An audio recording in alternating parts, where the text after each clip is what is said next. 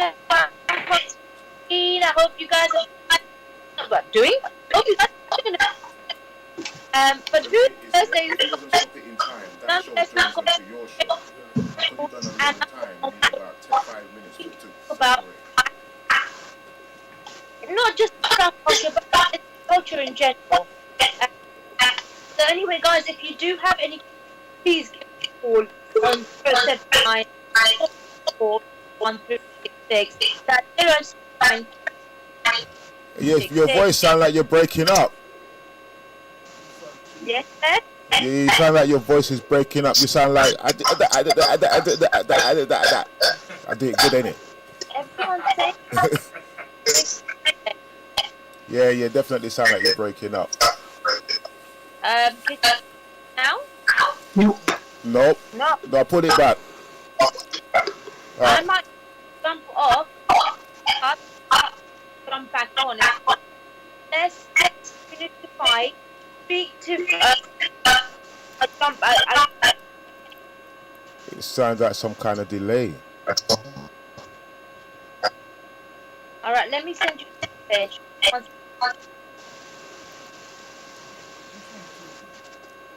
Shaheen. Yeah, no, it's terrible today. I can hear you. Anyway, what's Can you hear me? Yeah. Yes, I can hear you right loud and clear, Shaheen. I have no problem. Let's check your side. Anna, Not so. okay. Hello, is that okay? Yeah, absolutely. Yeah, that's fine. All right. That's fine. Okay. Okay. Introduce Anna. 5 minutes. Do you want me to introduce her? Yes, please. Okay, hi Anna. Hi. Hi, thank you for coming on to Unify platform on Bless Radio. And I just want you to actually introduce yourself, darling. Okay, my name is Anna Cossar and I am based out in Scotland. A very Scottish, strong Scottish accent. And yes, Shaheen invited me on to the radio station this evening just to talk about something which I had personal experience of, which is a topic about eating disorders, anorexia, and just to discuss. And a couple of years ago I had written a poem and it got published and things, and basically it would be quite good to actually read this out onto a radio station just to kind of have that voice. So where are you originally from, Anna? Well, I'm born and bred in Scotland. Parents are from Pakistan. Oh, okay. Yeah. Cool. All right. Yeah. And so obviously you stayed. Are you still in Scotland right now?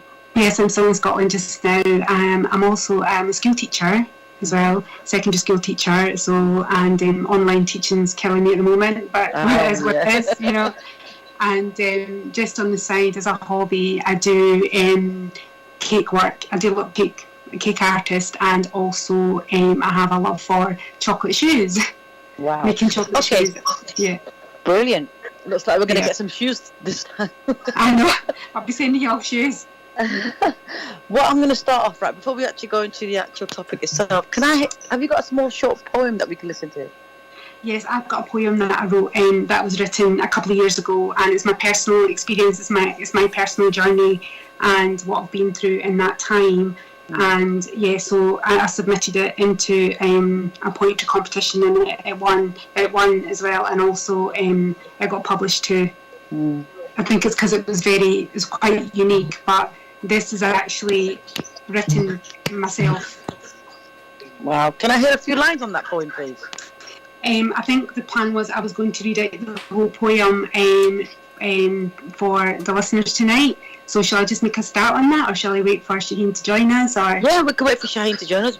So while Shaheen is coming online, I mean, I do know this topic is a very deep-rooted topic, and it's one of those topics that has become a taboo in the Asian culture and many cultures as well. And to be honest with you, lots of people don't even know about it. That's right. So it's almost as if they don't even realise they have an issue. Yeah.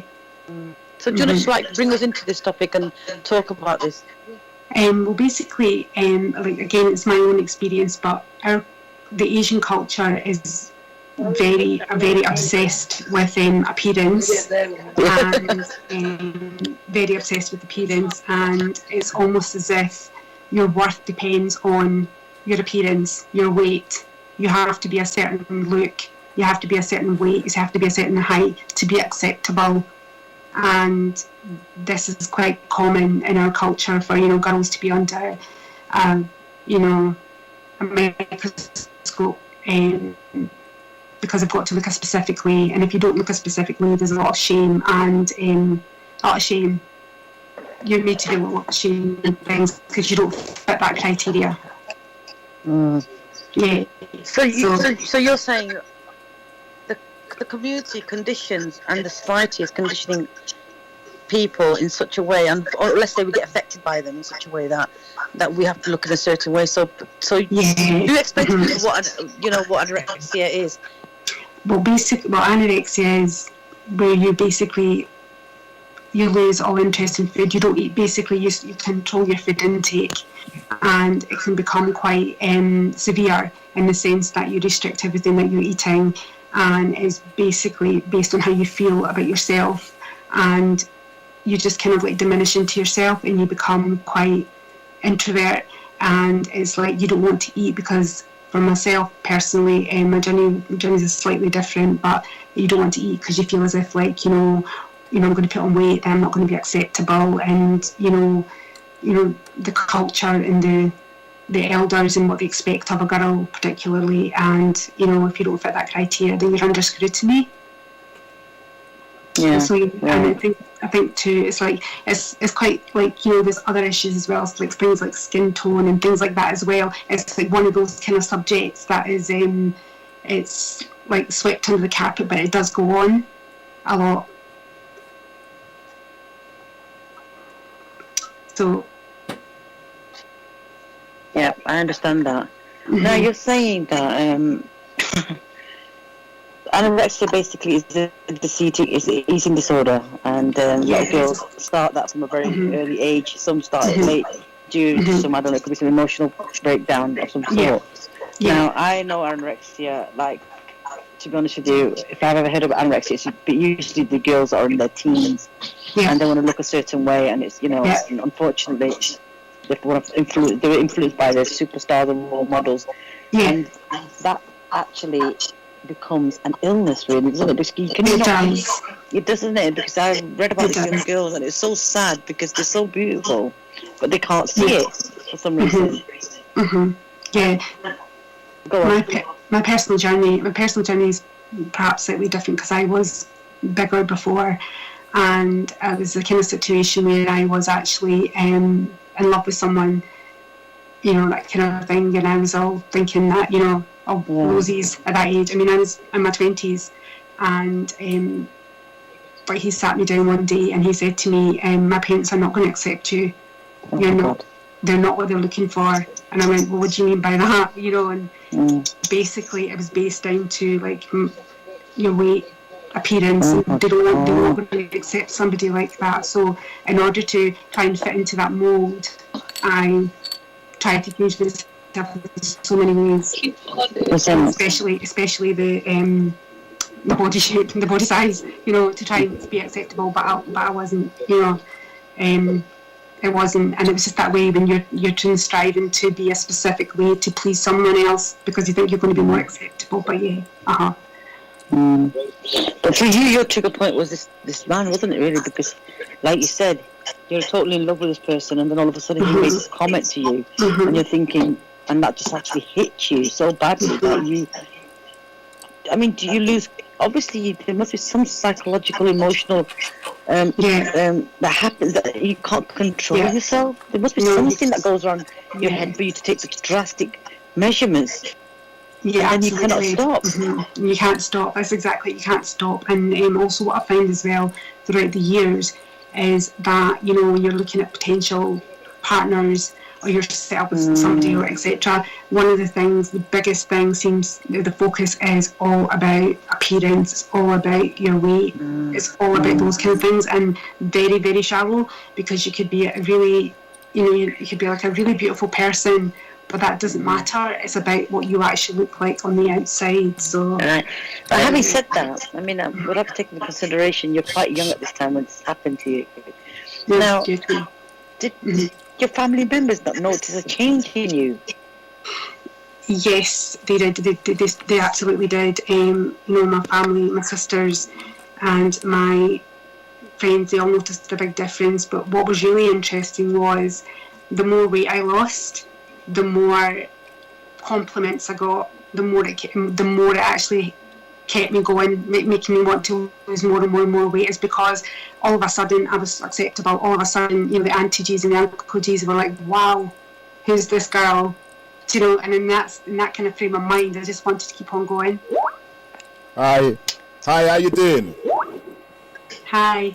I can't see you, Yeah, I know. Yeah, she doesn't want to come on, because the reason being is because we're going to maybe put this video on live in case, because unfortunately we're getting cut off, and so we're going to edit it. But I'll tell you one thing, I've seen her. She's a beautiful, beautiful girl. No, but no, what it is, because where we are. You have to see her. We'll give you the honors after the show, bless. How can you, hold on. Right through the camera. So, how can you do that? How can you do that? How can you do that in the background? So, should I? Wes, would you like me to just start reading out my poem? I think. Do you think I should just start reading it out just now? Now, what I was going to do, I was going to ask you a question, really. Like, what made you become anemic in the first place? What made me become, sorry? What did you say, you're anemic?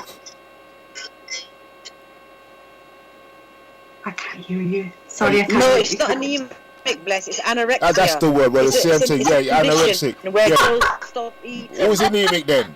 I'm thinking about somebody else. You know what? Brown girls suffer from iron deficiency anyway. But yeah, I know. Yeah, I fell asleep. Yeah, I fell asleep. Don't worry. All right. So, Okay, I'll just get started. Okay, so my poem is called Asian Anorexia, and where I got that name from, I basically made it up. It's something I just make names up randomly. So one day that just came to me and occurred to me, and I really wanted to write a poem about my journey, because I felt as if there needs to be some kind of voice. This needs to be voiced out there, because there's so many Asian girls that are in the same boat as myself, and if anything is to kind of help others as well.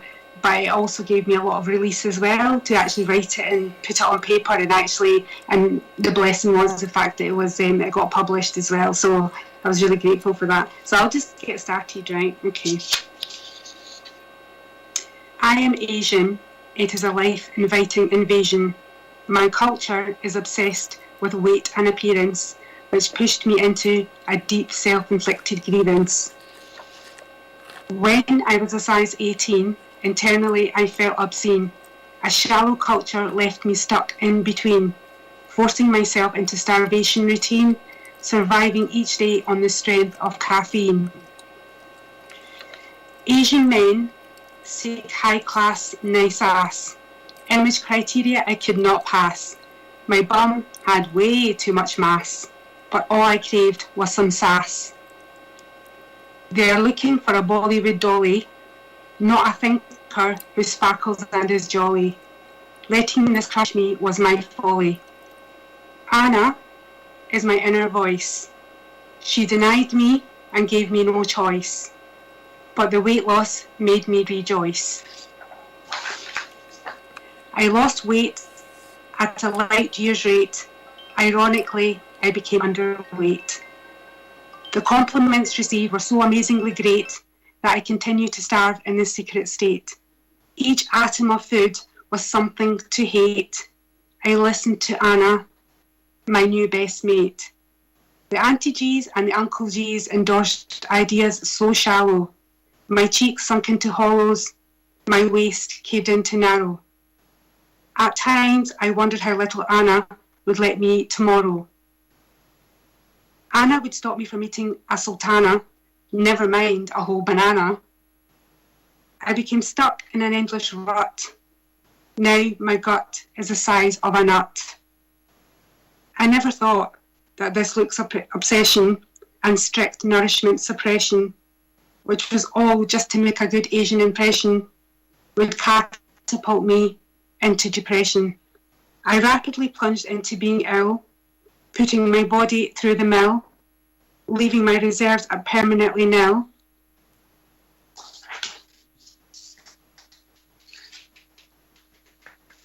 You okay? Yep, I'm fine. Okay. You're doing the poem is putting tears in my eyes. Oh, sorry. No, don't be sorry. This is, you hit the nail on the mark. Yeah. You're so strong.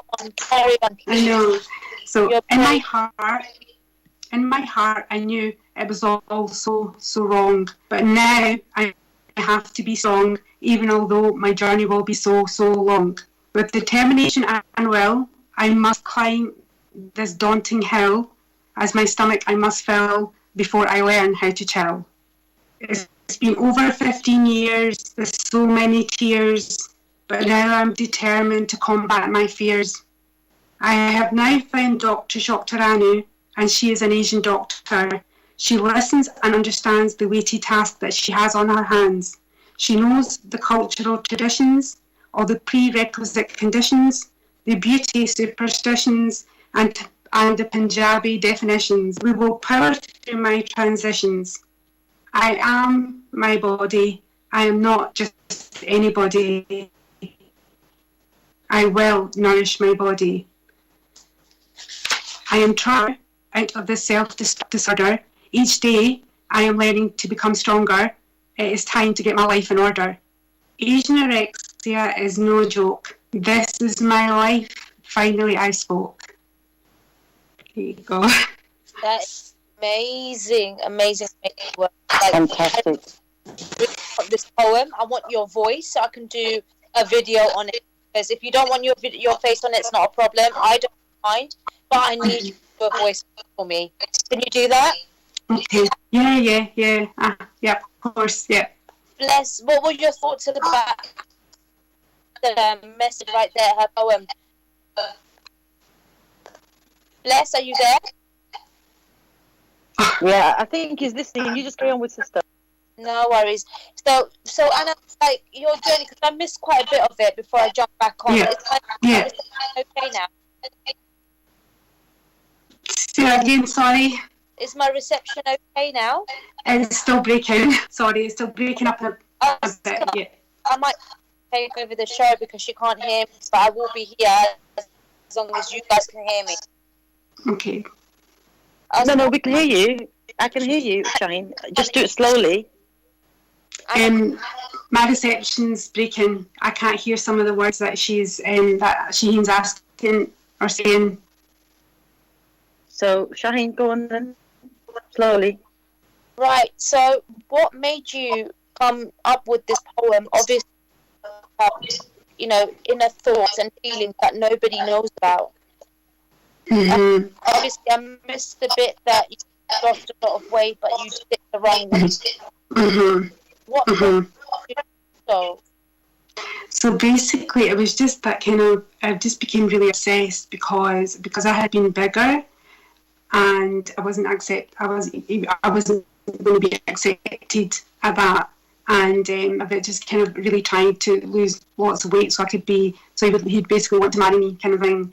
But no, that didn't happen. But yeah, and then the more I lost weight, the more I got so many. For the first time in my life, I was getting compliments I'd never received ever, and the weight just kept coming off.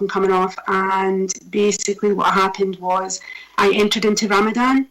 Mm-hmm. Literally entered into Ramadan as we all do but I just didn't come out of it. And I was a runner as well. I became quite fixated with running, and I used to, even with a fast, I would go running, and I would run a lot on the treadmill, and I would run miles and miles and miles and miles, and I just loved it because when I was running I was at peace and that kind of thing, So I did, the more I actually ran, and obviously didn't eat, the more obviously the weight came off, and that I kind of crashed at a point as well. Yeah, I became really ill, and I was in a wheelchair and things as well.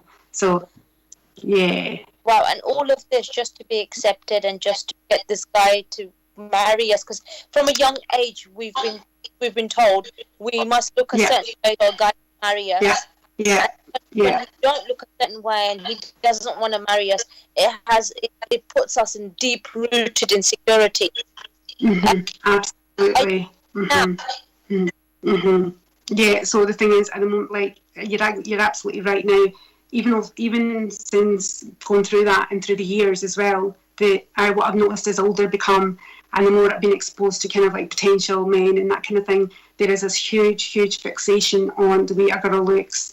It's the way, her weight, is everything, is literally, our worth depends on those things. And that is, like you said, a deep inside yourself, you're so deeply insecure that you think, I'm not acceptable. It's because I'm not pretty enough, or it's because of, I'm not thin enough, or that kind of thing, And it's, and I guess it actually, Sheena, it goes back to our arranged marriages where our parents are introduced to each other, and it's like, it's just through a photo, isn't it? And it's like, they're just showing a photo, and it is all based on the photo. So it is basically about, the appearance side of things is quite big. Mm. You know what I mean? It comes from the families. So. And what are your thoughts about arranged marriages now, with everything that you've been through and what you've told us, and how much you've told it caused anorexia, caused bulimia, sicknesses that are not known or spoken about, and some of us don't even know that we are going through it. Like, what? Let's go back in time and have words with your family with the mindset. What would you say? Well, see, do you know something? You're going to laugh your head off, but I'm going to write a book on all this arranged marriages. Well, not necessarily arranged, but like potentials. It's like the Rishta rat race type thing. That kind of thing. Because I honestly, I could tell you some stories about guys that have been introduced to you, and the reasons that they reject you is because of, well, for example, your hair's curly. I don't like your hair. Do you know what I mean? So it's very shallow. It's so shallow that it builds. Yeah. And the thing I see is, it is their fault as a guy, but it's because of his mothers. Their mothers have built it in such a way that they believe that they're the perfect woman, as if their mothers were perfect. Like, no way were you perfect, man. Yeah, I know. So I think what it is like it's a more of a female type thing. The girls got to be a specific way. I know men get it as well, so let's not be sexist. I know they get it too, and they've got to be a specific way, etc. But it's like there's this thing like the mothers do. The mother-in-laws, they want to have a girl who looks a certain way. It's like a little dolly on their arm type thing, So. And you could educate your parents now. Or have you got a better relationship with them now?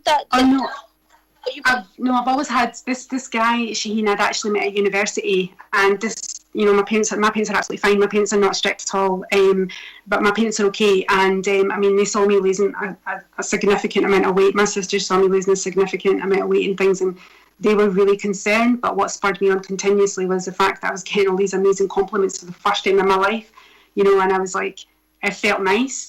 It felt good, but I had a secret, I had that deep-rooted secret that I couldn't tell anybody, and then obviously it all came out when I got so severely ill. Yeah. Yeah. No. Yeah. Like it's like society. I mean, we had a conversation in the afternoon about this. Why do we have to look at this way? Because of the pressure of trying to look a certain way to be accepted. People should love you and the way you are. That's right, but it's like as I said before, it's like you could be a really beautiful person, you could be a genuinely really beautiful person, but if you don't have that outside look in our culture anyway, I mean, this is just my opinion, this is definitely just my opinion, if you don't have that outside look, it's like you're kind of like, you're just I know. You're not valued. Can you just say what signs we need to look out for bulimia and anorexia? And also, did you go for some counselling or any help? What I will say is that my journey is quite different to everybody else's now. The fact that I was like a size 18, 20 before, I lost a significant amount of weight, and I did become ill in a wheelchair, but I didn't meet the NHS specifications of your BMI, body mass index, which is not an actual correct calculation.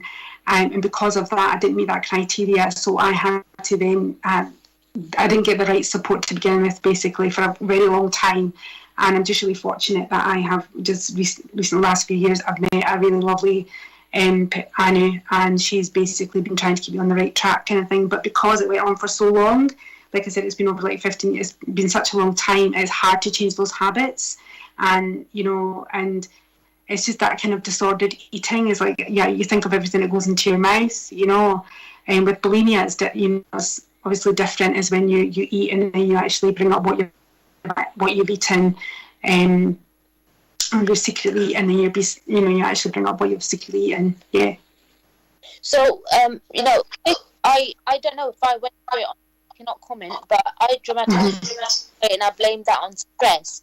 But again, going to ask a question to you: were you someone like physically bring the food out, or were you? No, I just like the way I can describe it to begin with. What's happened was I went into the fasting, right, and I literally didn't come out of it. So for a long time, I would say I went on for like a very, very long time, and I just didn't eat because I was so used to it. Obviously through Ramadan, I could see the weight was coming off, and now at the point I'm so much better. I'm a lot better now, and I'm just at the stage where I am getting better, and it's very slow because it's went on for so long, and it's just that kind of disordered eating kind of thing, like, oh no, I can't have that, oh no, I'm going to put on weight if I have that, it's that kind of mentality, it's that kind of fear, it's the fear, you're driven by fear. Wow. Mm-hmm. And fear is it's a real thing. Fear does have it. Yeah. Mm-hmm. It does exist, and fear can be things, and one of them is losing weight or and you have fear, you look in the mirror, see things that are not really there. Did you guys look in the mirror and have that feeling like you look fat every time you look at them, even though you're so skinny? Yeah, I was, absolutely, because you don't see it, because your brain doesn't kind of catch up, and you always see that, like, there's body dysmorphia where you look in the mirror and you see, you don't see what everybody else sees, kind of thing. So you look at yourself and you think, oh my God, look at the size of my thighs, or look at my belly or something like that. But you don't see, but other people are like, no, there's nothing. No, and it's your distorted vision of how you look when you look in the mirror. Okay. Yeah. And overcoming it, how many years did you suffer this for? When I became really, really sick, I was really ill, and I was in hospital, and I ended up in a wheelchair. So it took me a good 6 months to be able to kind of walk again properly, like get on my feet, kind of thing. And obviously through the years and stuff, my family obviously kept a really good eye on me as well, and my sisters as well. And I knew I had to, and being a teacher too, as well, and I was still going and teaching and everything as well. So it's like I knew I needed to. I've got to eat to be able to keep doing my job, kind of thing as well, and to basically just even go out and about, because I was stuck at home for a good between 6 and 8 months, because my legs were just not strong enough to walk. Wow. And I was just too weak and things. Yeah. I can ask a question, please. Hi, how are you doing? Yes, bless. Well, I did hear your poem, but my mouth was full of peanuts and I couldn't talk. Right. The poem said it all. The poem kind of explained your journey. It was all right. So you did answer my question in the poem. Yeah. But what you didn't answer you didn't say in the poem, how much weight did you lose? How much did you end up weighing in the end? What's your lowest weight that you've ever weighed? Okay, my lowest weight was 7.5 stones. So what waist is that? I don't know. We men don't know about stone. We just know about hips and them thing there. So If the hips is wide, it's so far, and if it's narrow, so we work it out from I there. don't know if it well, children's clothes. Does that mean anything? What size was you? Was your size 10? Children's clothes. Yeah. Was your size 10? Was your size 8? Was your size 12? What was it? Back then, it would have been, I don't know, maybe say probably a size 0. What? Back then, because my waist had came, like, basically, I was just hollow. What? There's a size called 0. Basically, Bless, what it is, right? You can probably use your palm to measure her waist. 0? Yeah. There's a size called 0. Which means, you know, your hand will be enough to measure her weight. Why? I've been a man a long time, boy. I don't know about no 0 thing. I never met. That's a 0. That's like. Yeah. That's like. Yeah. Uh-huh. And you know what the sad thing about this is the healthy woman. Just the healthy woman. And this is what we need to put a stop into judging people. Yeah. Like whether you're a size 20, you know, it doesn't matter. Like it doesn't matter. The healthy woman, that's the way you are. And okay, fair enough. For health reasons, lose weight. The health reasons lose weight because it's for your own benefit. But losing weight to get accepted by people, that's sick.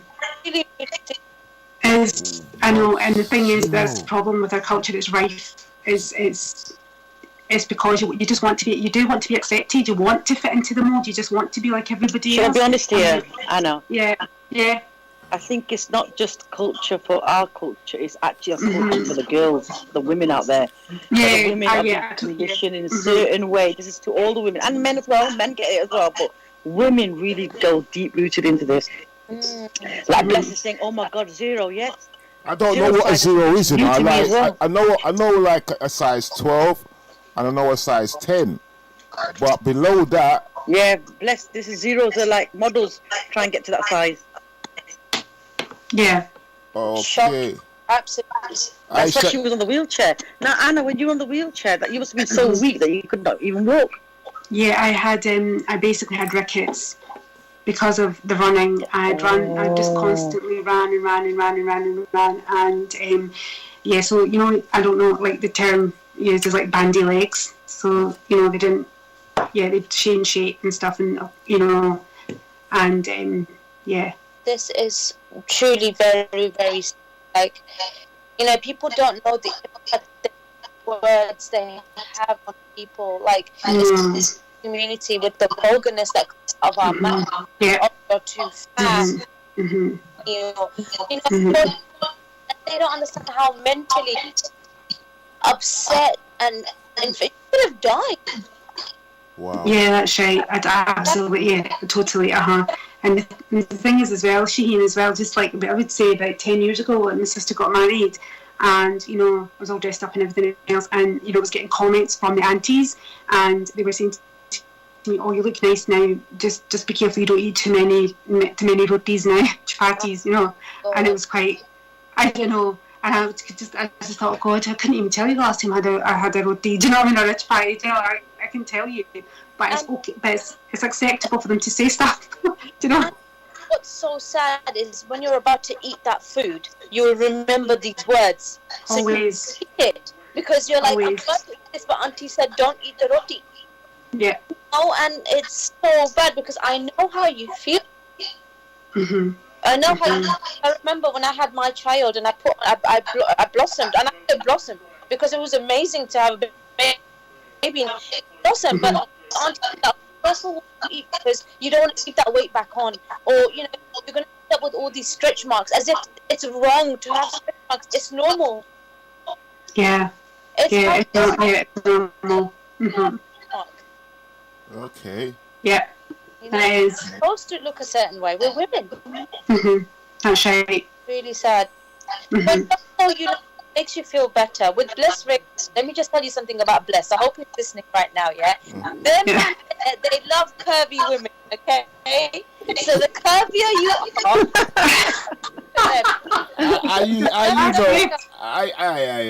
I love curvy women. Me, listen to me. They love the the chicken, you know. I put it this way. It's like this. Then even if they start I off hope that curvy, makes you feel better. Bless, do you have anything to say? I don't know about the curvy women. If they start off curvy, I mean I'm not fussed about that. But later on they get big and round. Yeah, not too big.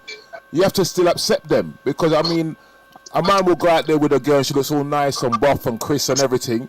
But by the time she kind of loses a bit of shape, that doesn't mean say you should treat her any different, you know what I mean? Because when she was Chrissy, was all over her. When she starts to lose her, put on a bit weight and start getting stress marks, he might tend that, he wants something better. I don't think that's right. You know what I mean? I think like people can grow old together so they can get fat together. Yeah, but also men start losing their hair, having a pot belly, and they There you go. function You said when it. they were 20. So when they're 50, they can't function no more. So if you would just go look for another guy then. Okay, then man, they with the 1 pack. I call them 1 pack. And an egg ball with your one hair. 1 pack. I know. I don't know. That's the No, but let's be honest here. Like some girls are built like that. They have it in the genes, right? Some women are big. Okay, it's just in the genes as well. Someone naturally slim. I've got a girlfriend, right? She can eat 10 McDonald's burgers, yeah, and she's still a size 10. yeah. I eat a 1 burger and I'll be size 14 by 15 by 15. Yeah, I know. You're right. It's your genes. The thing though, why are people so evil to even care? Why do we look at people and go, oh my gosh, she's too skinny and she's not putting on weight? Or look at a person and go, she's too fat and she needs to lose weight. Why? It's so bad. This is Right, you're right. Right. I agree with you. Why? Because look at the condition Anna is in now today because of that. She's in that condition because a guy triggered her off at a very young age saying, I don't like you or maybe my parents don't accept you because you're a certain weight. And she was only a teenager, a young girl then. Yeah. Like, And I think too as well, see in the last 10 years or so, I mean, you know, when we've been introduced to guys and potentials and things like that, the first thing that I personally, this is my opinion though, the first thing I feel that they look at is they look at your outside, you know, if you're, you know, what you look like on the outside and whether they like you. If you like, you know, obviously physical attraction is important, but it's what I'm finding is over these 10 years is that people are just, that's all they don't care who you are or what you are or what you do or what you've achieved. It seems to be this major appearance. Yeah. It's right where we forget that. Listen, we're going to get old and look age, and you will be stuck with the inner human being for the rest of their life. Absolutely.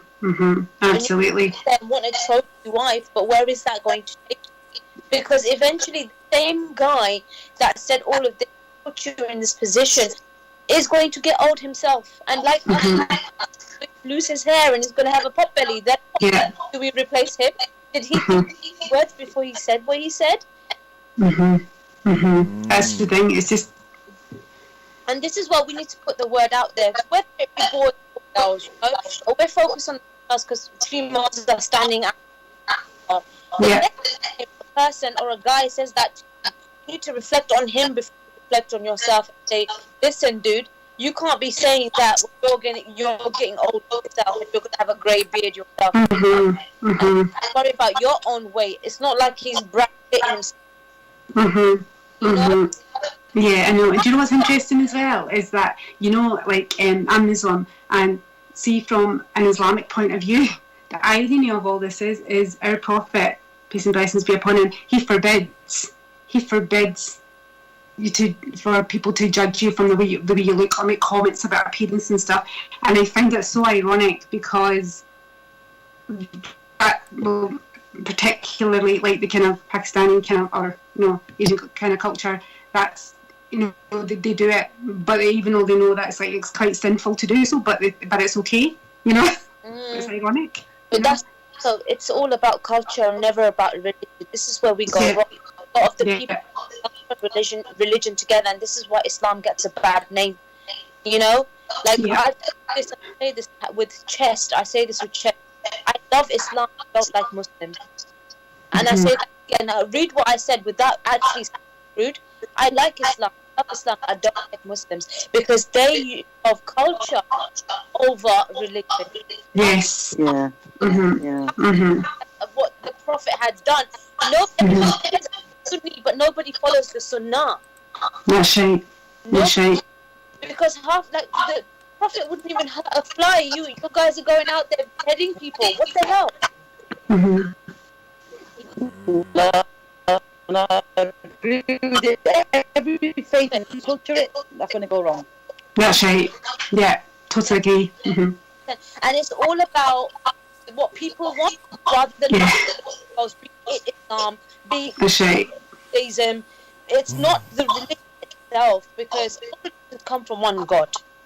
It's the Yeah. people that divide, and Mhm. that's the way I see it. And this is how it affects from religion all the way down to human connection, such as society. Yeah.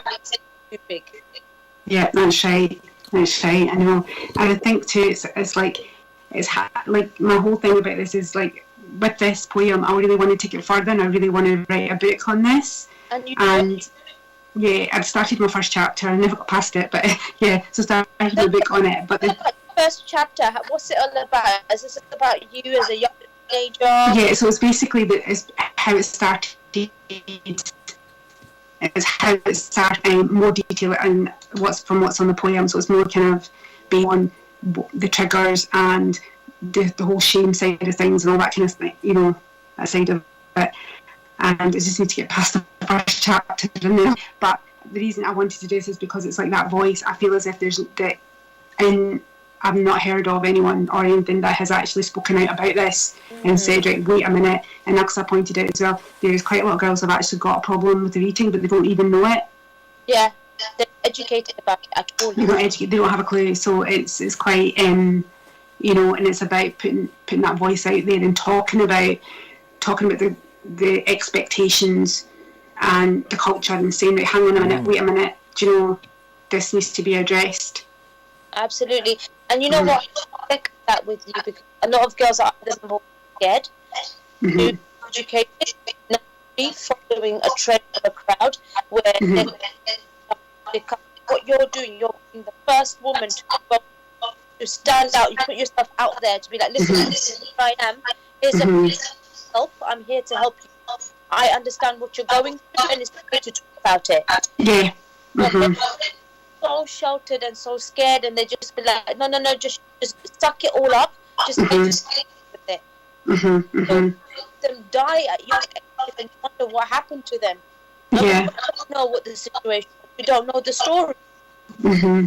So you might fully. I encourage you so much. Please do. And I think too as well, Shaheen, the thing was, see, over the years, I had various like counsellors and I saw a psychologist and things.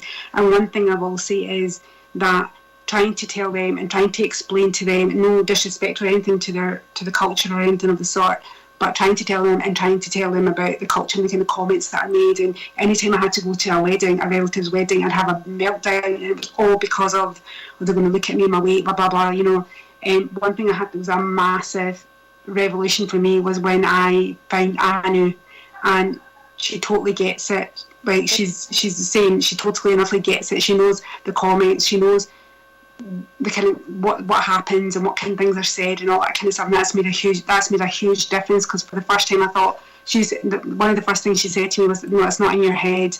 Because for many years the psychologists and stuff had said to me, because you're insecure about your weight and appearance and things like that, that's, you focus on that. But so is a Western culture. But it is slightly, I don't know, I feel as if it's more honed in on, like your value, what you look like depends on what your appearance is and what you look like, kind of thing.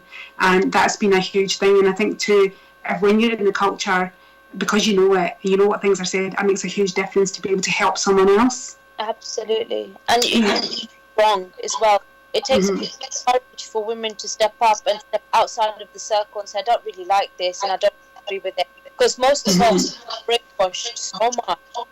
Brainwashed so much to think it's normal.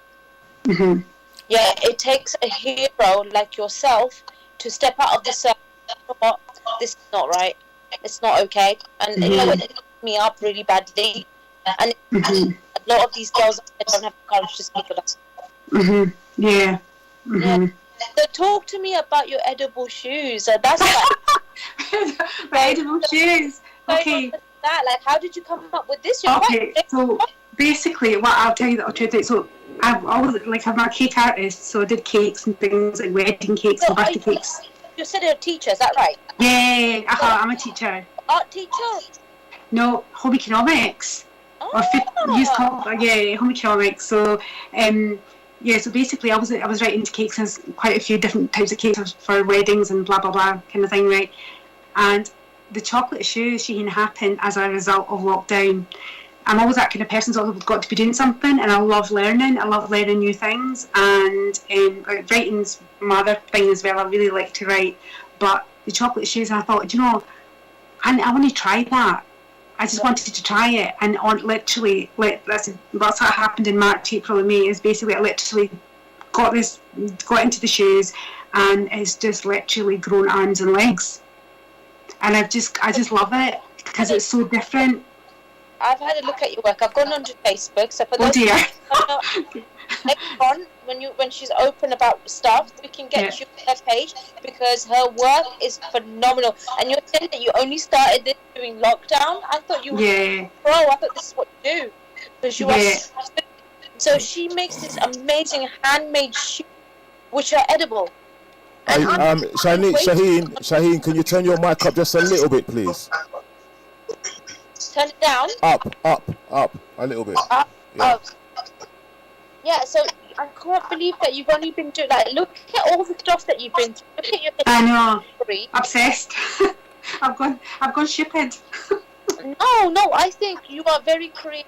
People have just misunderstood you, and I think this is where we've gone wrong with a lot of people, including yourself. Like, you target you. It's she's OCD, or she's obsessed, or she has an. But the truth is, you have a talent. You just supported by the wrong people. So somebody like you, whatever you put your mind on, you will be an expert at. You wanted to lose weight. You lost weight so much that you became healthy, unfortunately. That you have a very focused mindset. So whatever you want to achieve, you're goal driven. So instead of listening to all those people that drag you and put you down, you need to select people who bring you up and lift your spirits. Because during lockdown, you're not horrible people. Yeah, that's basically it. Because a couple of years ago, I had the opportunity to go work with a celebrity cake person over in Spain. So I went out there, and that just basically, I was in an environment where I was with completely different people, and it was really out there for me to go and done this. But it was great. It's the best thing I've ever done. And I think too, because I had the cake skills, they've been transferable to the shoes. So everything I know and learned, I've transferred it to the shoes, and I come up. That's where I just make it up as I go along. If I'm honest, that'll do. I would have thought it was a professional. Listen, if I ever get married, if there's Inshallah. I would like you to design my case and definitely make me a nice shoe one for my birthday. And she'll be, well, Shaheen, if I ever meet a man as well, inshallah, I want 20 tears. You make love? No way. I was like, I need a team. And nobody's getting to touch 20 tears of cake. You know what? We always talk about the way we should look for guys and the way we should look for men. You know what? I'm going to put it on you, Anna. With what you've been through, and you're an amazing, you're beautiful.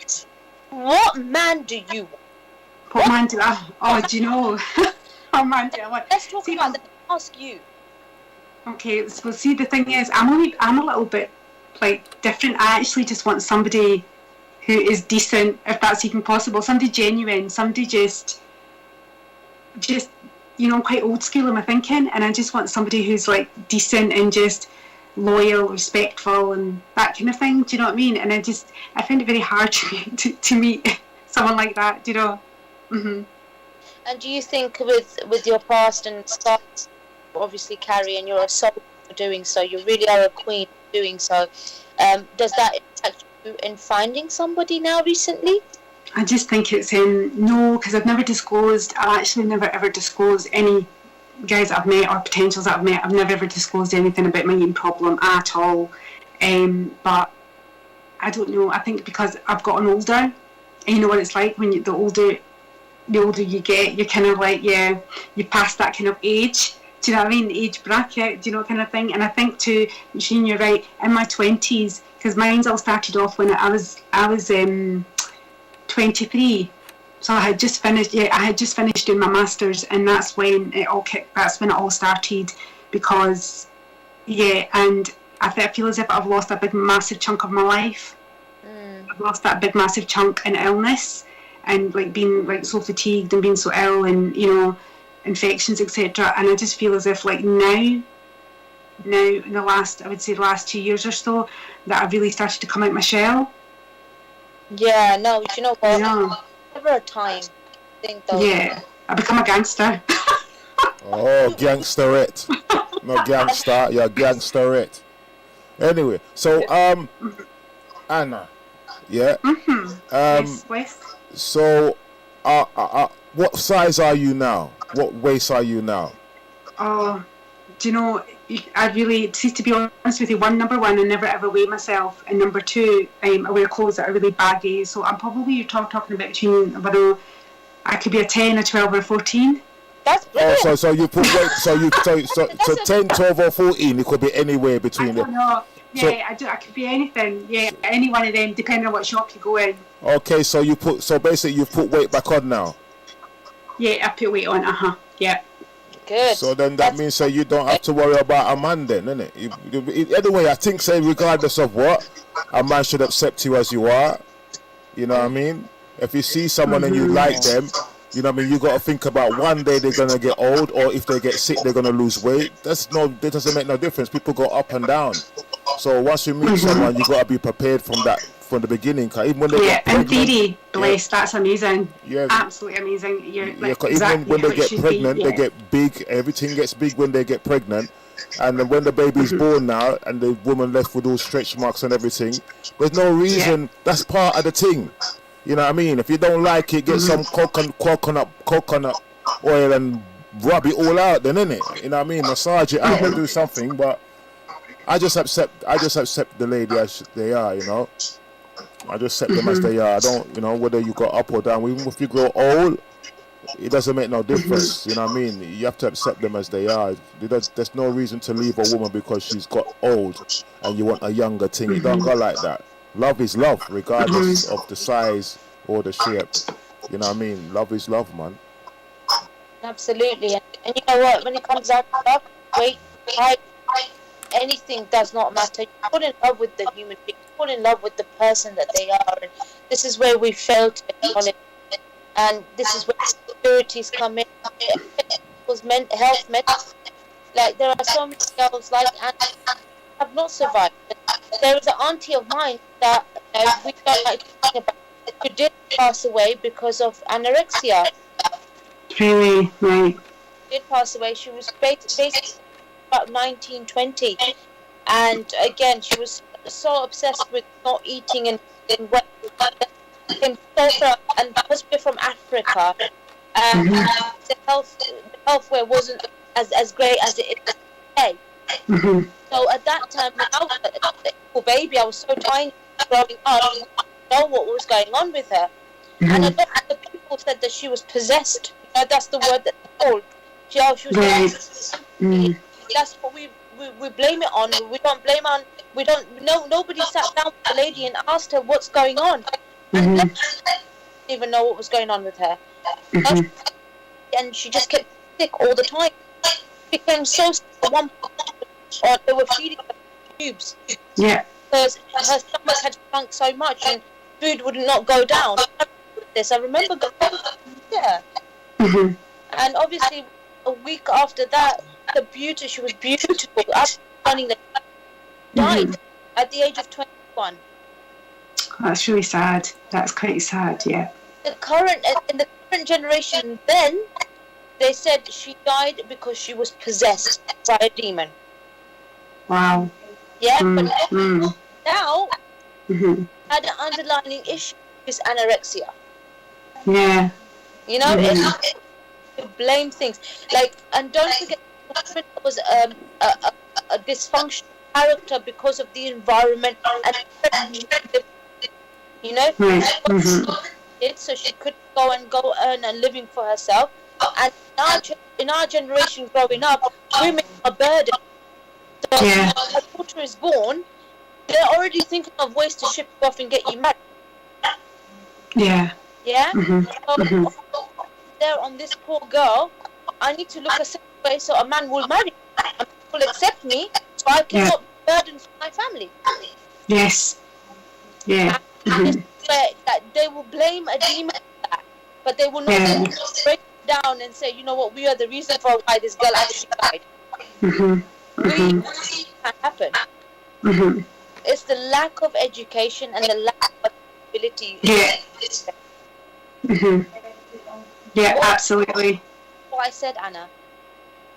I think you're absolutely right. They'll blame it on something else before they'll blame it on the actual, you know, reason. The actual reason why, as to why, and it's almost as if it's more easier.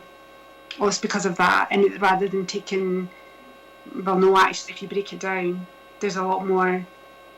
There's a lot more to it. That's the cake. When you make a cake, you build a cake. There's tears to it. They don't want to. It's easier to blame something whether it exists or it doesn't exist. Stop the blame on. Very poor girl, you know. And is it to be a survivor? Because technically, you are a survivor. I'm quite lucky. I'm quite blessed that I've always had really good support around me. I've had really good, amazing friends and my sisters and things as well. There's been really hard times, really difficult times because like over the years, you know, I've suffered illness and things. And but what I find as well is that I then analyse the situation and think, you know, I'm only causing myself damage and I'm hurting the people that love me the most because they're seeing me like this and they don't, you know, that kind of way. So that is actually a driving motivation for me to actually improve. Absolutely. And just guys, again, just to let you guys know, this is Tifa, I'm your co-host. We are on Bless Radio, so if you guys have any questions about this really you know, subject, big taboo that we don't talk about, and especially in culture, call on 079 444 313 079 444 313 Give us a call and ask Anna, because a lot of us do not know what caused the issue. So Anna, when you were stuck about what you were going through, obviously when it first happened, you didn't know that you had this disorder. You must have gone into establishing whether you have anorexia or you have bulimia. Did you study by any chance? No, I started because literally I just I'd always been anorexia from the onset, and literally like Ramadan, and like I'd wake up in the morning and I would have like 2 dates in the morning and a cup of coffee. I'd go all day at school, and quite a physical subject as well, running about a hot kitchen, cooking with kids. Then I would finish school and then I would go to the gym and I would run like 8 miles, and I would open my fast from the water in the gym, got a wee cup of water to open my fast, and then I would go home, and then when I got home at night I would have half a slice of bread at that point. And it's quite bad because you know that you're lying, because my mum would say to me, you know, what have you eaten, what have you been eating? I said, I had a really big lunch, or I had a really big dinner, or I've been out with such and such and I've had dinner. And it was it's not like me to lie like that, but I had to. I was trying to cover up my secret because there's so much shame. It was like I was ashamed of it at the same time, because that's not, you're not meant to be doing that. I knew in my heart I wasn't supposed to be doing that. Yeah. And have you been in a relationship, Anna? Yeah, back then, but not for a very long time. Oh, so when you was in a relationship, you was lost a lot of weight. Yeah. And now you put on weight. You're not in a relationship. No. That's back to front, isn't it? All right then. So I think it's just again over the years. Again, I'm saying to Shaheen as well. Like over the years, I have met quite a lot of guys, like potentials, etc. And you know, and No, I always there seems to be this thing where it's okay for the guy to reject the girl because she's got curly hair, or because she's like her she's not got the right skin tone, or she's not the right height. Do you know? It seems to be it seems to be that case. So, for example, it was about 2 months ago. It was just when we came out of lockdown. I got introduced to a guy, and I really hit it off with him, chatting away, got on really, really well, and everything else, right?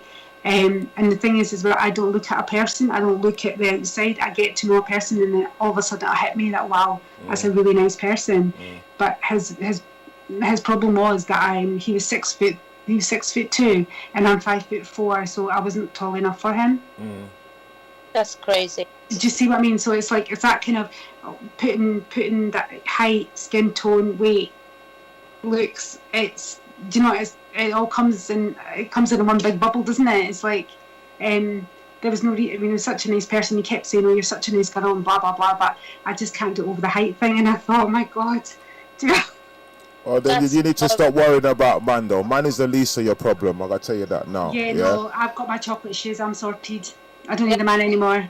Yeah, well, it's all right. You see. Anna, if this makes you feel better, I'm a 5'4". If I'm lucky, I'm 5'4". Just about scrape it.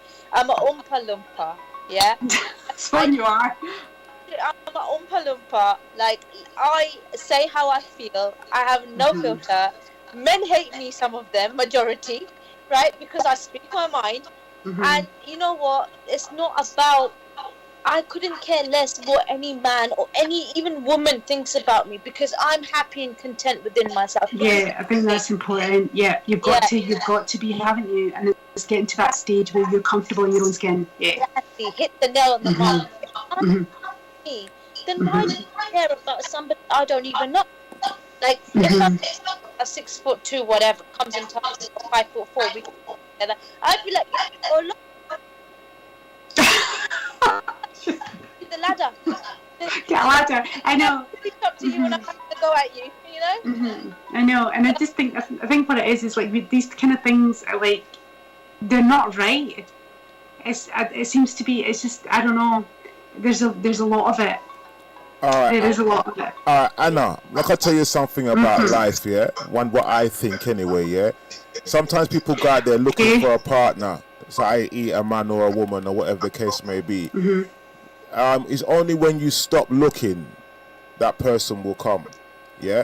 But sometimes you have to know exactly what you want, and sometimes we say, oh, I want a man just to be kind to me. But he can be kind to you, but he could be an alcoholic. You understand? Absolutely, he could be kind to you, but he could be a liar. You understand? So what I do, when I'm asking most time for someone in my life, I say I would ask for someone that loves the Creator, loves God more than loves than you understand? Have that love and that passion for God. You know what I mean? 'Cause once you have that passion for God, that means that you have that fear and respect and honor for the law of God. That means that you would have to have respect for the woman as well, or the man, because you put God at the head of your relationship before your relationship, and then you will get what you want. So do you know what the thing is that I know we've been concentrating quite a lot on men and what men look for and the kind of comments that come from men, but it isn't just men. It's also like Shaheen, you tapped on before, was the fact that there's the women as well. It can be the mothers. It can be. It's also the kind of the general Asian culture, like. That's about women. They forget that they are women, and they forget that and they forget that they feel a certain way, and because of their insecurities, they project it on their son. And as a mother myself, not me so much, but my mother, she would.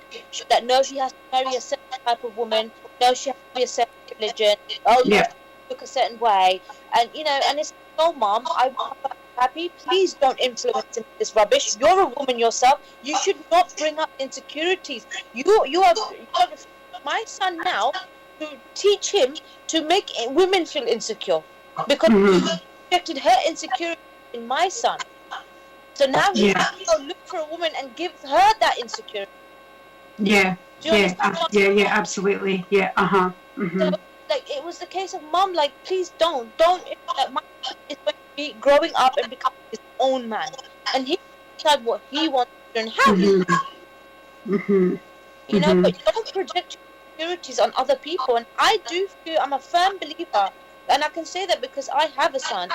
To myself, women are a lot of the big reasons why certain guys become the way they're passionate guys all the time, but they've learned it from somewhere. Yeah, you're right. It's learned behaviour. You're absolutely right. It definitely is learned behaviour. It is, and just like another thing that I haven't touched on either is that I have had a lot of cousins as well, and we was at university with them, and me being a size 18, you know, that kind of behaviour, they'd always make little like snidey remarks and comments and things like that because they thought it was okay to do that because they themselves were like the kind of high class, nice ass, you know, tall, slim, all that kind of like thing. But it was okay for them to make a comment like I was inferior to them because I was overweight. I had like they felt they were like more powerful, or they had something over me as a result of that. But again, that's learned behaviour. They've got that from somewhere. They think it's okay to be acceptable to make comments about other people's appearance or looks as well. Do you know what I mean? And I guess it's the same as well. This is a typical mean girl mentality. That's it. Mean girl. Mean girls stick together. I mean, I'm going to do a video on that as well. It's happened to me so many times, and I see it a lot with bullies. I'm a firm believer against bullies. So what these mean girls do is girls that look just like them, and they become a pact. And they look for the weakest person in the, and they attack. They make this person feel like absolute rubbish, so they look like these amazing girls. You know, and it's like, you know, the way I saw it as I grew up, and the way I am with my girls and the girls I have around, there is no one who's or short or big. To me, you're human, and that's all matters. Yeah. Your spirit more than anything. Absolutely. And do you know on that note as well, you know the girl from Little Mix, I can't remember, Jessie, is it Jess? Jessie, yeah. yes.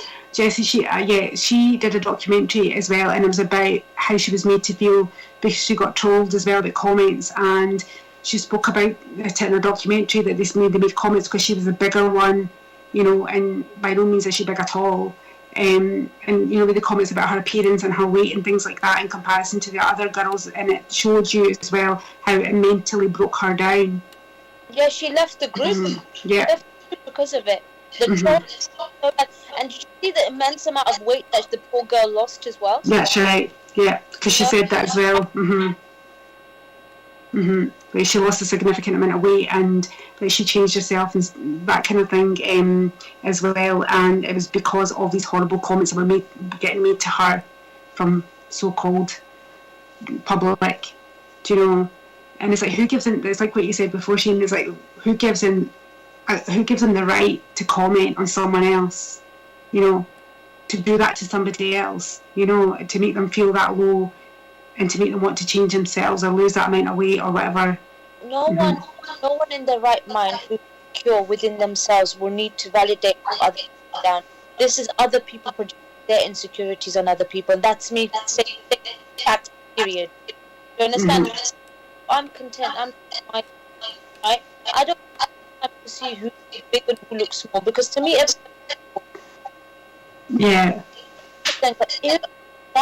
because when I'm doing that, I'm make myself feel better. But with me, those small little words, you have no idea how much I have damaged that person. Go home and cry.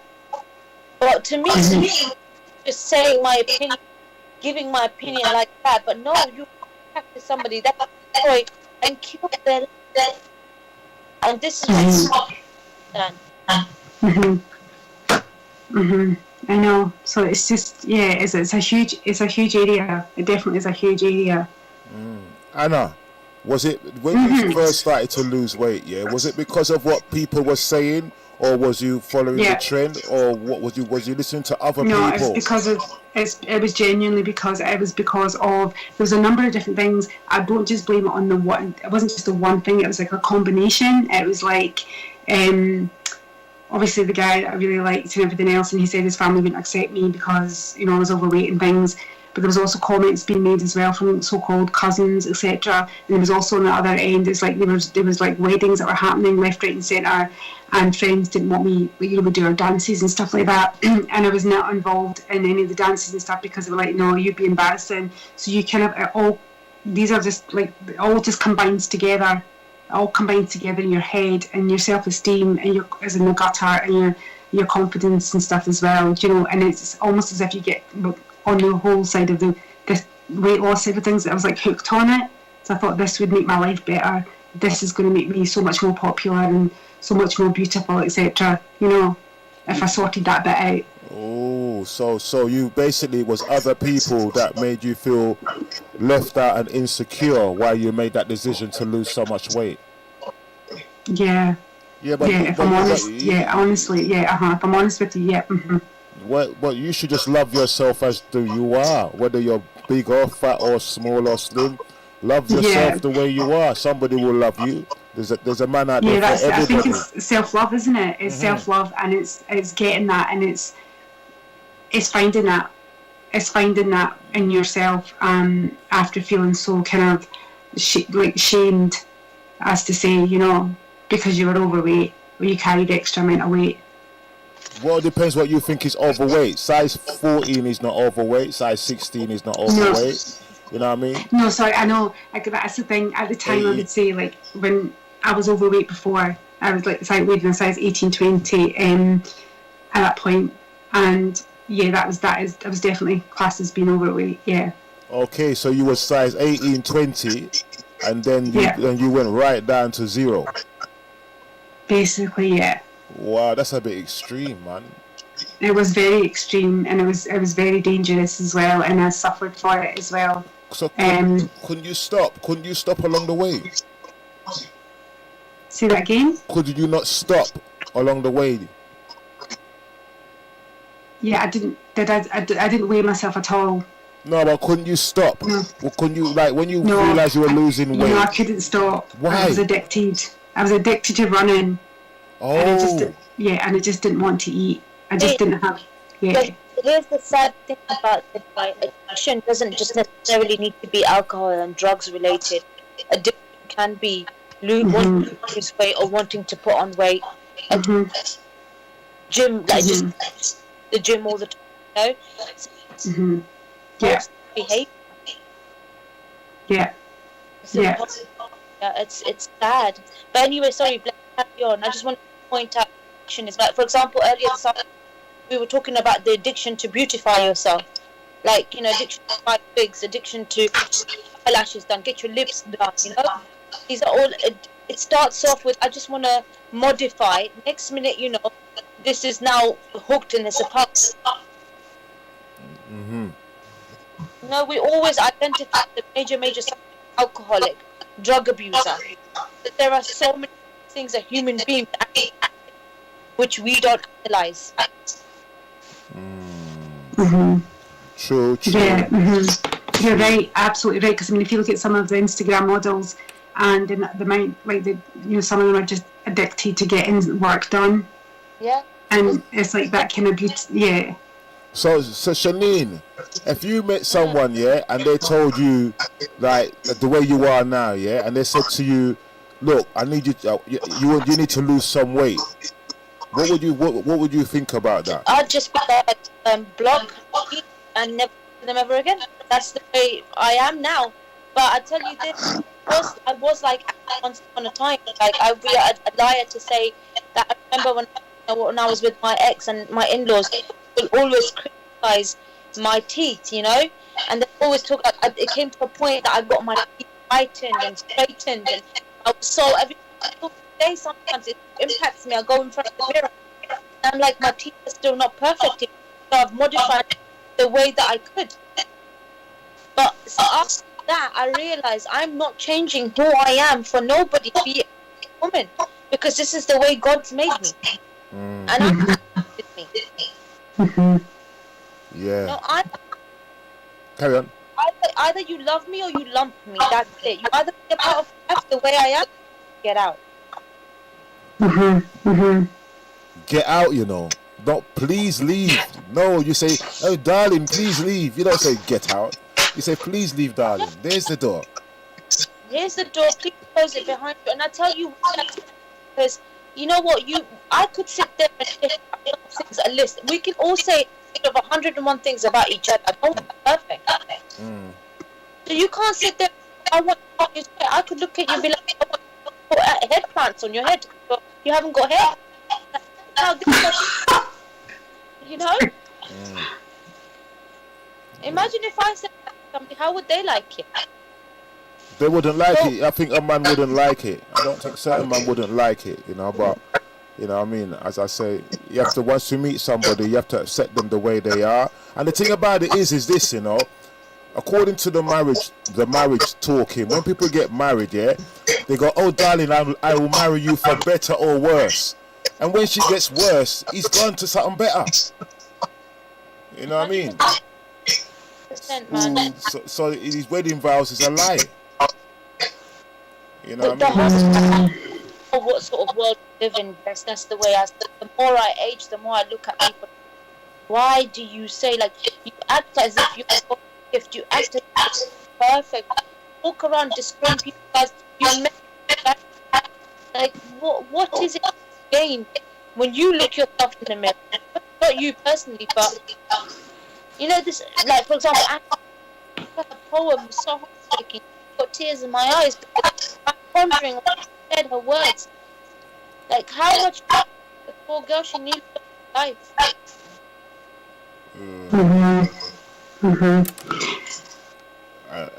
At my end, your voice is going up and down, like you're far from your modem, or like your internet is far away or something. That's how it sounds sometimes. I really don't.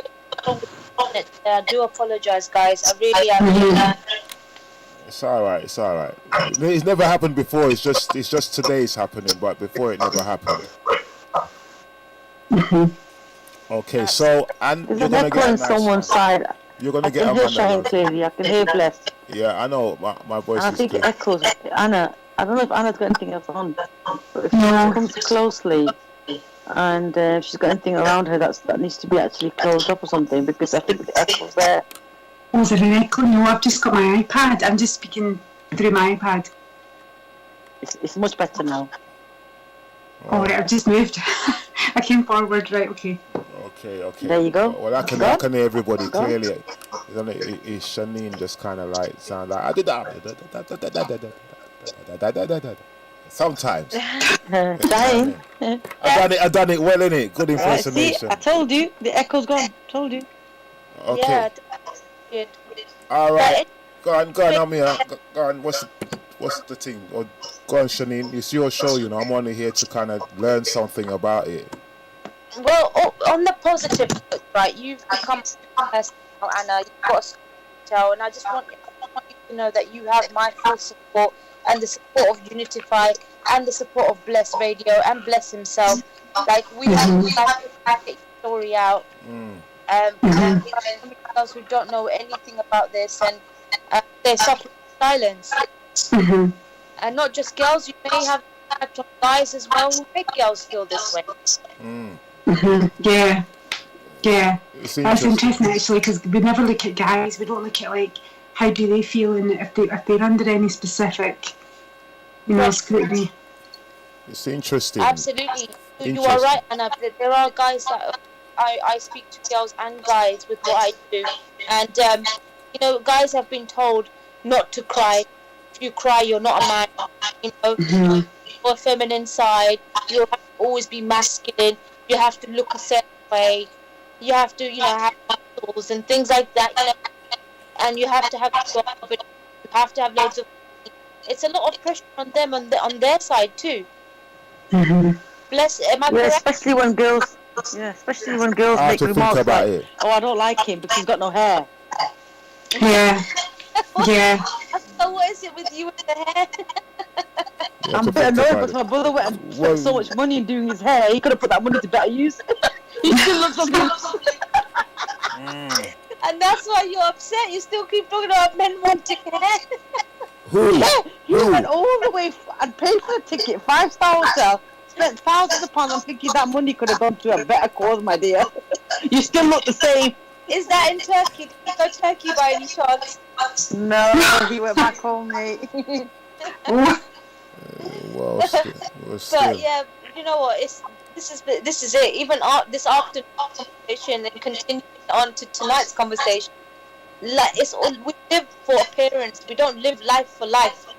We live life to please people, and nobody's living life for themselves. We only have one life. Enjoy it, live it, do what makes you happy. Yeah. Have you noticed in lockdown how all the men can't go to the barbers no more? And the sisters can't do a lot of things no more either. So they've had to come back to reality, haven't they? They have to come back to their known self. Basically, they have to come back to their natural beauty. Absolutely spot on. I think COVID was probably one of the best. Yes, it had its impact on us, but it's probably the most best thing that happened to all of us because we appreciated life more than anything that we materialized and put forward. Yeah, absolutely. Definitely. And you've seen the shift as well. And for example, Instagram, like the Instagram models weren't posting anymore, kind of thing. Do you know what I mean? There was like a cutback in things, you know. Absolutely. And look, and a hidden talent that you never really put much love into. No, because it gave me the time. Because usually I'm rushing about, you know, at school all day and coming back and you're so tired, you want to do anything. But it's given me a lot of time to do a lot of different things. I wrote another piece as well, which is a blog, just based on my cake journey, and I'm like fell into these chocolate shoes. I've done, you know, various different things that I would never have done had I been constantly full-time working. So, Anna, have you got a website or anything like that where people can have a look at your stuff? I'm actually currently working on my website at the moment. I'm probably not going to be ready for a couple of months yet because it's only just been started. So I have a page on Instagram and I also have a Facebook as well at the moment. Okay. And I'm called Sparkles Cake Academy. Okay, well, if you can send a link to Shaheen, she can give it to us and we can put it up on our website for you. That would be great. Thank you very much. Thank you. Well, definitely would. Just so you know, fully have me promoting your work. I'm waiting for my shoe. You'll get your shoe. You will. I just don't want it to break when you get it. You know, so I'm trying to sort out my packaging so I've got the ability to post them because, you know, posting them down to London, isn't it? Yeah. Yeah, down to London. So yeah, no, I'll definitely find my way and make sure that I get one to you. So is it shoes? Are they real size shoes? What's that? Are they real size shoes, like real size? Yes. So I've got different sizes. I've got different ones as well now, and I'm in talks with someone at the moment to try and get myself my own bespoke shoes mold type thing. So it'll have sparkles engraved on the inside. But the ones that I do have are like the largest one is equivalent to a size 5. And for the one I've got for the men's is slightly smaller. I think it's probably equivalent to about a size 4 or something. So have you patented your idea? No. Basically what happened was, as a teacher, I started off with Sparkles Cake Academy, which is teaching cake classes to the public. 2 classes in and COVID struck. That's what happened. And in the time, that's when obviously I started doing the chocolate shoes. Now I've got my own chocolate shoe line, which is called Sparkles Chocolicious Shoes, right? So that's the name I'm working with at the moment for my shoes. So you might can leave from shoes to do chocolate bags, innit? Or something like that. Well, I've actually ventured out already into the bags. I did a Chanel bag not long ago. Chocolate hat. You know what I mean? There's so much things you can make out of chocolate. Honestly, the world is your oyster with chocolate, because chocolate is such a popular thing, and the fact that it's also white, milk, dark, you know, as well. So what about people who don't like sugar? Can you make a chocolate thing without sugar? for people who are diabetic and stuff like that? Well, I did recently try. I had an order for a vegan chocolate shoe. I hated it. It was vegan, but it was also reduced sugar. They wanted it to be reduced sugar, and I have to say it's a very difficult shoe to make. Okay. And I don't think it would have tasted that great either because it was very, very, very dark, bitter chocolate. Oh. So if I was to, for example, if I didn't eat the shoe, or if Bless didn't want to eat the shoe, can we preserve it? Yeah. Mm-hmm. Yeah. So what I recommend is that you 6 months on the shoe, as long as it's kept in a cool, dry, place, and also in its packaging as well, because it's all sealed up. So you do have 6 months to sit and look at it before you break it and eat it, which is a good thing about the shoes. Instead of cake, usually you've only got a couple of days to eat a cake before it starts to get dry and things. The shoes do last. That's a good idea, because you can make chocolate pens. You can actually get molds and make all different kind of stuff, innit? Yeah, you can. But then you got to have this thing with the 3D printing. You're gonna need. You can make a lot of stuff. You can design a lot of stuff with a 3D printer to make your design a bit unique. Okay. Yeah, so that's what I thought. I could get my own bespoke chocolate shoe molds made. Because these ones here are standard ones that I just literally got off eBay. Okay, what about a book? When is your book coming out? My book, teasing me. I don't know which one to write first. And they can tell me. I was going to talk about the Rooster Rat Race, right? Which is all my funny stories about the whole matchmaking experience, should I say? And then there's also another I wanted to write about Asian anorexia as well, which is basically on the more depth to the poem, and it just starting off with how it all started, what happened, all the issues, all the things that basically went on, and again, to get that voice out there. So are you still going through a little bit of a struggle, or are you just confident now within yourself? I'm still, every day's a struggle. I have to be totally honest with you. It's because I think it went on for so long as well. It's been such a long time, and that fear is very strongly embedded too. So it's breaking away from the fear and just being okay, if you know what I mean, with yourself. Well, then you can take some tips from Shaheen. Shaheen, she teaches you how to be confident. So she's good at that. Yeah, she's 100% gangster. I love it. Hey, Shaheen, are you a gangster as well? Bless. Well, guys, I do have to, obviously my internet connection wasn't great today, so I do apologise on that, but I do have to shoot off. So I will be calling it a night tonight, a little bit earlier than usual. Anna, you are an amazing guest to have, and we will be bringing you back and forth very soon as well. Do you have anything to ask? And Bless, do you have anything to ask Anna before we call it a night? It's your show, Shaheen. So you got at least 5 minutes left. I do. But all I wanted to say was, Anna, your story is so inspiring. I had so many guests come on, and they've all been amazing in their own ways, but yours really did touch my heart because it was so genuine, and it was so relatable. So many guests going on. I just want you to know, I do not want to give up what you're doing. Your story and your journey is remarkable. Thank you for your kind words. No, honestly, what I need you to do is put your voice on that poem and send me a recording of it so I can make a video of it, because with my I go viral quite with my big mouth. So that poem is something that it deserves to go viral. Right, okay. Yeah. Because I'd love to have you on there, but I know you're not ready to show your face just yet. If you want, I truly, truly, truly wish that you could put your face to it, because you are the artist behind it. I think I'm just a bit scared. I think that's what it is. The fear's still there, that No, you can't. Listen, you're trying to help people. You can't. You have to be fearless. You've been through the worst. You nearly lost your life. You can't. And this is about human confidence, because I see that girl who was too scared to make a sound, let alone have my voice out there. But once I started doing it, look how many girls have reached out to me, including you. Every single on the show has met me through the work that I've been doing. takes is one soldier. All it takes is one person to stand up and the crowd will follow. Mm-hmm. So I'm not going to force you or pressurize you, but I think your work is integral. Everything that you're doing, including your teaching, including your food, including your academy, including... Mm-hmm. Thank you so much. Thank you. And thanks for having me on the show as well. Absolutely. And Unitify, are you there, Oscar? Yes, I am there. I just was listening to both of you. I just want to thank Anna for coming on. And just after the show, we'll have a conversation anyway. We'll talk in private.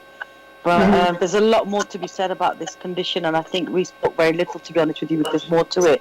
And maybe we could do a recap on this in more depth and bring more girls on board related to anorexia and bulimia. Yeah. Mm-hmm. Yeah, thank you so much. You're a brave sister. I must say this, Anna. Thank you. Like Shaheen said, Before we go, do you have anything to add to this? I'd like to thank you for your story. I've never heard a story like this before. You know what I mean? And you just, all I'm just saying is just have confidence in yourself. You've come forward on the platform, and it takes a lot of confidence to come up here to say this anyway. So you are confident, you know. You just don't believe that you are. But for you coming forward today on this platform and saying what you're saying, it takes more confidence to do that. You know what I mean? Than your actual thing that you're fearing about. So I think you know what I mean, you're confident enough as far as I'm concerned. If you're doubting, I need a bit more confident, I think that's a lie, because you've proved it today that you're very confident as far as I'm concerned. Thank you. Yeah, so that's all I got to say on that. You are confident. You just lying to yourself, really. You just need to speak to yourself, and got it all. You've got the foundation. You just need self-belief. And like you said, the world is your oyster. Yeah, that's it. Yeah, the world is your chocolate. My world is the chocolate, Said by the beautiful, lovely chocolate man himself, bless. Yeah. So that's your motto. That's the motto. Chocolate boy. Thank you, my little bodyguard, Shaheen. I call her Shaheen still, you know. She don't like it, you know. She's gonna slap me for that still, you know. Yeah, I'm gonna bite your hand off like it's chocolate. When she makes a chocolate one, you can bite that, yeah? So, Anna, the world is your chocolate. Put that on your book or on your poem. You know what I mean? Okay. Right. Thank you. Anyway, guys, love you and leave you. Thank you for joining us on Unitify, your host, Shaheen, on Bless Radio. Please don't forget our phone number, 079 444 31366, 079 444 31366. Even if we're not around, you can still speak to Bless himself. He's a blessing. He's the chocolate man. You're the chocolate man. No. I'm not the chocolate man. The chocolate man melts in the sun. Yeah, we love the sun. Yeah, I don't melt in the sun. I take the sun. I love the sun. So I can't. You 6 months to melt, yeah? Yeah. He's actually preserved himself. Oh, organic chocolate, my dear. Oh, organic. Oscar, does he have hair? Yeah. I'm not saying anything. Anyway, guys, thank you so much for joining us. Please join us again next Thursday, same time, same place, with some new fantastic guests, and we're going to have a phenomenal conversation as we always do. Thank you all for joining us. Enjoy your evening. Bye. Thank you. Bye. All right, thank you, Anna. Bye. Thank you, Unitify, and thank you, Shaheen, the bodyguard. Thank you, Bless. Bless. Thank you. All right, take care. Bye. Bye.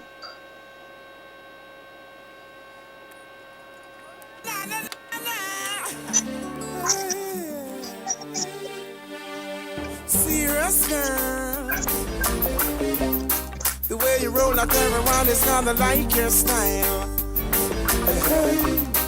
Hey, conscious woman, the reason why you love you cause you are a virtuous woman. Hey, you make me laugh, you make me smile. I even stop and think a while. Girl, I wanna put you on my file. I treat you gentle, baby, meek and mild. You're the queen and I'm the king. What a love and joy you bring. You ignite the flames in me. Your little beauty's like the butterfly. You're so precious like the river Nile. You bring me fun, you bear my child. In your loving arms, that's where I wanna stir. Don't let this loving slip away. In your loving arms, that's where I wanna play. Don't let this loving go astray. A serious girl. The way you're rolling, everybody's gonna like your style. Hey, conscious woman. The reason why you love you, cause you are a virtuous woman. Hey.